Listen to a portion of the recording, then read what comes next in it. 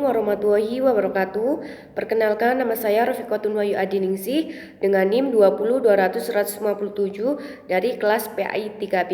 Di sini saya akan mencoba memaparkan sedikit materi dari mata kuliah strategi dan metodologi guna untuk memenuhi tugas ulangan akhir semester. Materi yang pertama adalah Al-Quran. Ruang lingkup Al-Quran paling tidak ada 3 diantaranya, yaitu membaca, menulis, dan ulumul Quran. Yang pertama yaitu membaca Al-Quran. Membaca Al-Quran ada beberapa metode. Yang pertama, metode Iqra. Metode Iqra yaitu suatu metode membaca Al-Quran yang menekankan langsung pada latihan membaca atau membaca huruf Al-Quran dengan fasih. Dan yang kedua ada metode Al-Baghdadiyah atau metode tersusun atau tarkibiyah, yaitu suatu metode yang tersusun secara berurutan dan merupakan suatu proses ulang atau lebih kita dikenal dengan sebutan metode alif ba ta. Dan yang ketiga ada metode An-Nadiyah. Metode An-Nadiyah adalah pembelajaran metode ini lebih ditekankan pada kesesuaian dan keteraturan bacaan dengan ketukan, atau lebih tepatnya pembelajaran Al-Quran ini menekankan pada kode ketukan. Di sini santri akan diperkenalkan beberapa sistem bacaan, yaitu yang pertama ada tartil, yang kedua ada tahqiq, yang ketiga ada tahni, dan yang keempat ada metode qiraati. Metode ini ialah membaca Al-Quran yang langsung memasukkan atau mempraktekkan bacaan tartil sesuai dengan kaidah ilmu tajwid. Sistem pendidikan dan pembelajaran metode qiraati ini melalui sistem pendidikan berpusat pada murid dan kenaikan jilid tidak ditentukan oleh bulan atau tahun dan tidak secara klasikal, tapi secara individual atau perseorangan. Dan yang terakhir ada metode tarqi. Metode ini tidak disusun beberapa jilid, akan tetapi hanya dijilid dalam satu buku saja. Apa sih metode yang tepat dalam pembelajaran Al-Quran? Banyak ditemukan metode pembelajaran membaca Al-Quran, mulai dari metode Iqra, metode Al-Baghdadiyah, metode An-Nadiyah, metode qiraati, metode barqi, dan metode tartil dan lainnya, yang dapat mempermudah pelajar membaca Al-Quran dengan cepat. Cepat yang dimaksud yaitu cepat membaca Al-Quran dengan menggunakan metode qiraati, karena metode qiraati merupakan metode pengajaran dan pembelajaran Al-Quran secara tartil bertajwid, dibaca secara langsung tanpa dieja, apalagi bila diajarkan pada usia dini, yang mana pada usia tersebut masih mudah dan cepat menangkap metode tersebut. Dan selanjutnya ada menulis. Tujuan diperlukannya mempelajari pembelajaran menulis Al-Quran. Yang pertama karena agar memperkuat hafalan dan daya ingat, dan yang kedua melatih berpikir sistematis, dan yang ketiga mendatangkan ketenangan pada Allah. Apa sih metode yang paling tepat dalam pembelajaran menulis Al-Quran?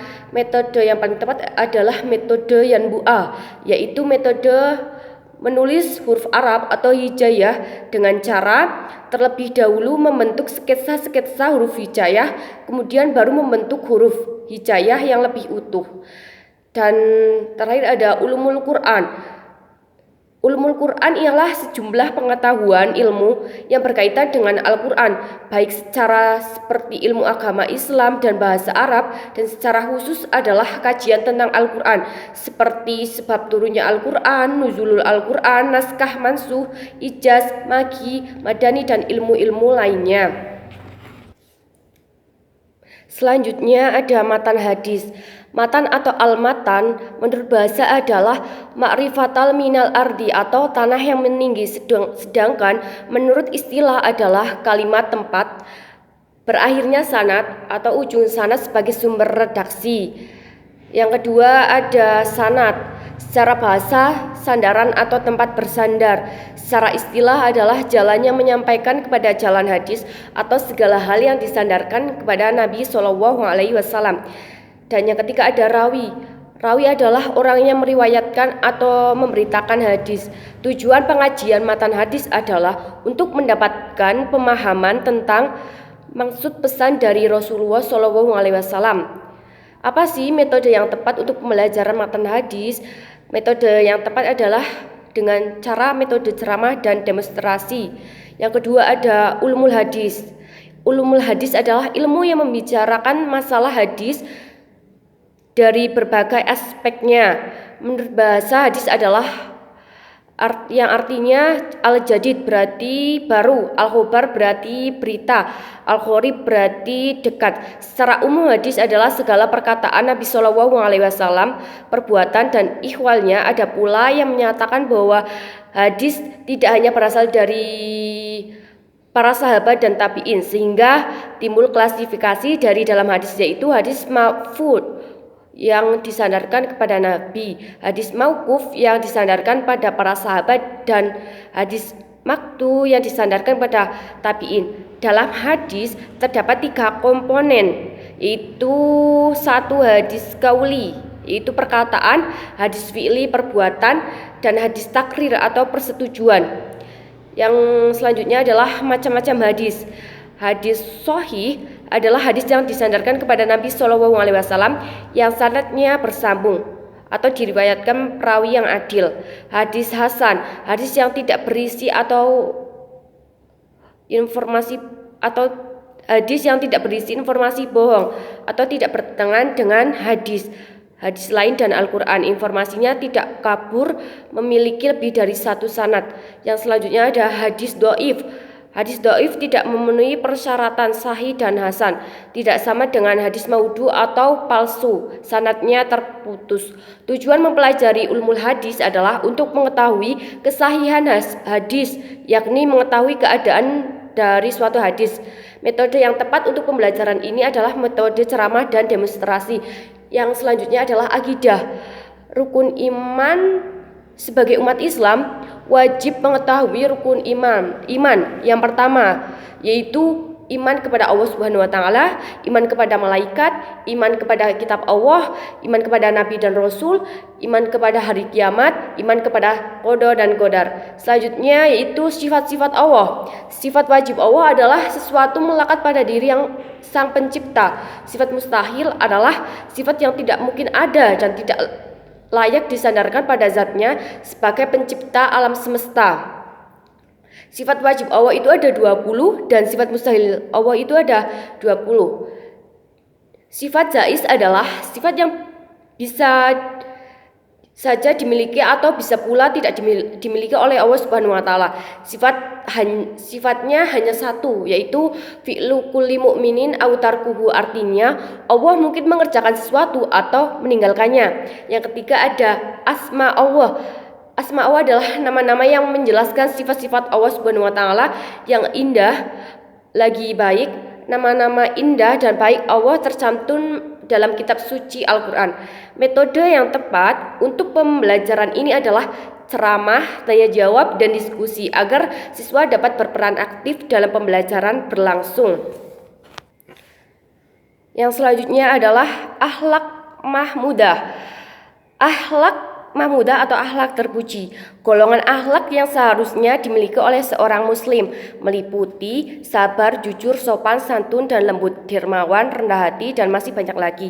Yang kedua ada akhlak mazmumah atau tercela, merupakan salah satu tindakan buruk yang harus dihindari setiap manusia. Contohnya seperti sombong, iri, dengki, aniaya, atau hibah, dan lainnya. Metode yang tepat untuk pembelajaran akhlak adalah dengan tanya jawab, ceramah, diskusi, dan pengajar menjelaskan secara detail dan jelas. Dan selanjutnya itu fikih, meliputi ibadah. Ibadah itu meliputi toharoh. Toharoh adalah menghilangkan atau membersihkan hadas, najis, kotoran atau dari tubuh yang menyebabkan tidak sahnya ibadah lain. Menggunakan cara membersihkannya itu dengan menggunakan air atau tanah yang bersih. Yang kedua ada sholat. Sholat merupakan yaitu menghubungkan seorang hamba kepada penciptanya, dan sholat merupakan manifestasi penghambaan kebutuhan diri kepada Allah Subhanahu wa taala. Zakat. Zakat adalah harta tertentu yang wajib dikeluarkan oleh orang yang beragama Islam dan diberikan kepada golongan yang berhak menerimanya. Selanjutnya ada puasa. Puasa itu menahan diri dari makan dan minum serta segala perbuatan yang bisa membatalkan puasa, mulai dari terbit fajar hingga terbenam matahari. Yang kelima ada haji. Selanjutnya ada muamalah. Muamalah adalah kegiatan tukar menukar barang atau sesuatu dengan cara yang ditempuhnya, seperti jual beli, sewa menyewa, utang piutang, dan lainnya. Yang selanjutnya ada jenazah. Jenazah secara fikih adalah ilmu tentang hukum-hukum syara praktis yang diambil dari dalil-dalil terperinci. Menurut istilah adalah suatu perbuatan yang dilarang oleh syara, baik perbuatan tersebut mengenai jiwa, harta, dan lainnya. Jenazah dibagi 3, yaitu jarimul kisos atau kejahatan yang dikenai hukuman kisos atau diat.